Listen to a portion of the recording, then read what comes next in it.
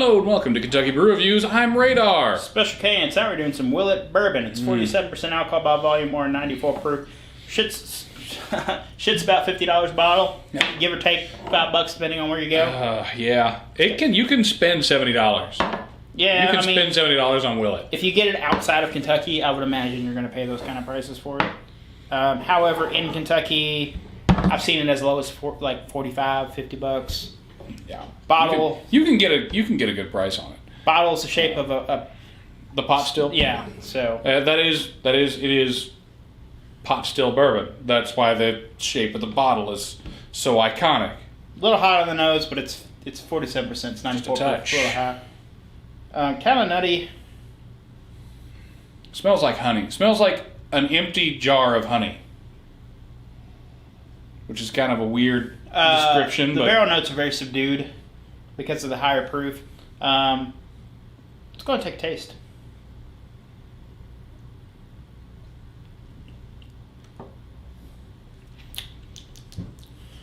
Very nutty. It's not overly sweet, which is nice. It is still pretty sweet.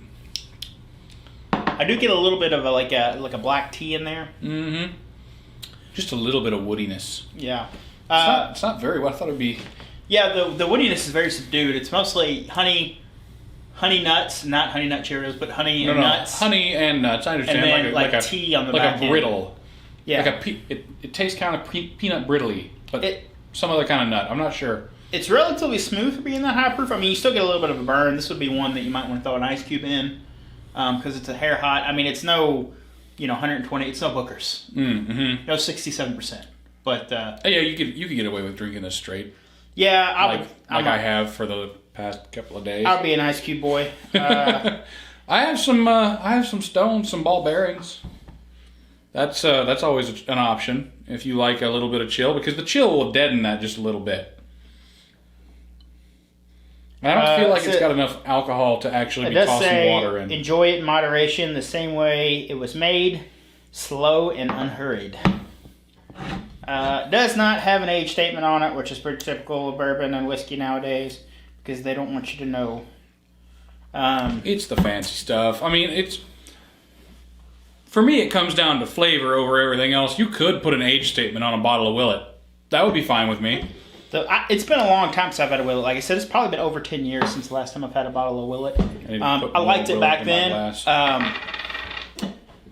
As far as price and availability goes, availability, at least here, it's not awful to get a hold of, but I have heard other people saying they've had a little bit of difficulties getting it. You can't get it at smaller liquor stores unless it's been just recently delivered. Willett does come in 1.75s. It comes in a giant mace-sized bottle. Yeah, those are hilarious. Yeah, and those are like $80 or $90. Those are like unwieldy. They're so large. Yeah. So like you can't pour that's really difficult to get your hands around. I would decant that into something more manageable. No, you don't want a giant glub? No, this is almost difficult to pour. It's a car axle. This is full size one. It's just a half of an axle. I like it. I like Willett. I don't love Willett. I think the flavors are good. Like it's a good bourbon, but they're a little bit more subdued than other bourbons, especially in this price range. That being said, I still think it's a solid 7.5, almost an 8. It's very relaxed. Yeah, I would love to drink it. Absolutely no problem. What about you, Radar? I am really pleased that I got this. I'm gonna be more pleased later in the week when I have some free time to really get to know it. But I think I'll give it an 8. I like it. It's expensive though. I was on the fence. The price on it though. Yeah, I think it's $50 is too much. I think it would be at the $40 price range. I'd feel more comfortable paying. If I paid $40, I would be happy with this bottle. I think it can hang with a lot of $50 bottles of bourbon. Because at that price range, you can pay, you can pay $10 or $15 more and then get a bottle of Perles, or you could pay $15 less and get a small batch from Four Roses, which I think is Four Roses small better batch is than good. this. No, that's $25. Yeah, well, you have small batch select too. You can get, which is That's true. Again, around this price range. And they've got their single barrel, but it is good for what it's like. It's not a bad bourbon. We mixed it with a bold ginger ale, so it's just like super ginger ale. It's very woody on the nose. It brings a lot of the wood notes. Mm-hmm. Ooh, just a little touch of it. Just a little touch of it gives you a lot of woodiness. So it brings out more of the black tea, wood, and vanilla.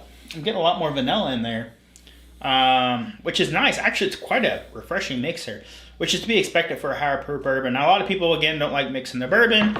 For me, it really depends on the bourbon. I would say most bourbons I don't like mixing. In this instance, actually, I kind of like this one mixed slightly better. I mean, it's ever so slightly. I would say I'm going to give it the 8 for the mixer. Yeah, I mean, I could open like this size can and just give it a little splash every once in a while. I think the splash would be. I think I put a hair too much amount. I think you put the right amount for this one. I think a splash of ginger ale really works with it in this one. It really brings out some more of those notes. You got to sneak up on it. Yeah. You can't take the ginger ale back out. It's true.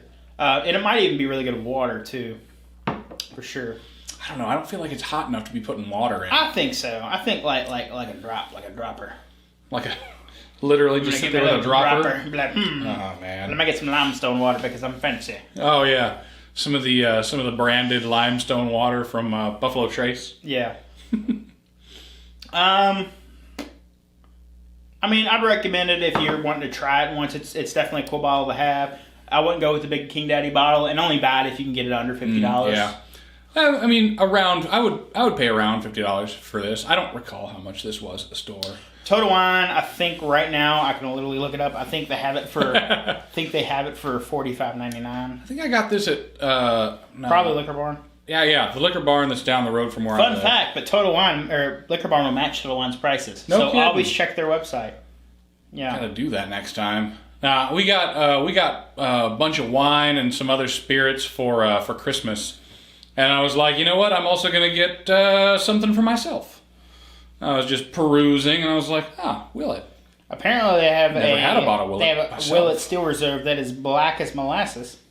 That is $93 bottle, and apparently, Lagunitas has a Willett Imperial Aged Stout. Well, all right. We need in our lives right now. That sounds like something I could do. Yeah. Yeah, we need I'd be right, happy with it right now. I like this with just a little shot of Canada Dry in it, though. It is good. And the price of that bottle specifically is not showing up, so. But they have the obscenely big King Daddy bottle price. Yep. I'd be curious to try that one, but $93 is a little steep. Little expensive.